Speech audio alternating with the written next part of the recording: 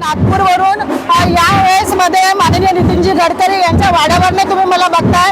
इथे नितीनजी गडकरी जे आहे 1,40,000 मतांनी जिंकून आलेले आहे। त्याचा जल्लोष म्हणून त्यांच्याच बंगल्यावरती आता मोठ्या प्रमाणात जल्लोष झालेला आहे आणि सगळ्यांच्या सोबत त्यांनी उत्सुकतेने भेट पण दिली आणि त्या उत्सुकतेने त्यांनी अभिनंदन सगळ्यांचं केलेलं आहे। माध्यमांशी बोलताना त्यांनी माध्यमांशी सुद्धा आभार मानलेले आहे। ज्या पद्धतीने माध्यमांनी मला वर आणलेलं आणि माध्यमांनी सतत मला सहारा दिला त्याच्यामुळे त्यांनी मी जिंकू शकलो असंही त्यांनी माध्यमांचा आभार मानला आणि नागपूरवासियांचा सुद्धा गडकरींनी आभार मानला आणि नागपूर सगळ्यात जास्त गडकरी यांना पसंती दिली कारण त्यांचं जे काम होतं त्या कामाला लोकांनी जास्त पसंती दिल्यामुळे आज 1,40,000 मतांनी गडकरी यांचा विजय झाला आणि त्याचा जल्लोष म्हणून आज आपण बघता की माझ्या पाठीमागे इथे जल्लोष असे बँडबाजे सुरू आहेत आणि लोकांनी मिठाई वाटून सुद्धा आपसामध्ये तो आनंद व्यक्त केला।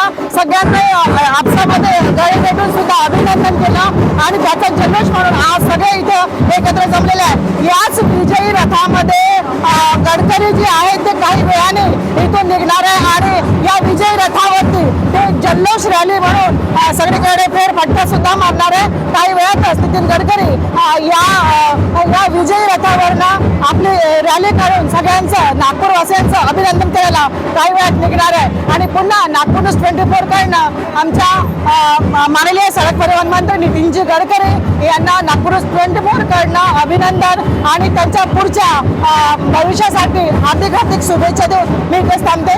नमस्कार, जय महाराष्ट्र।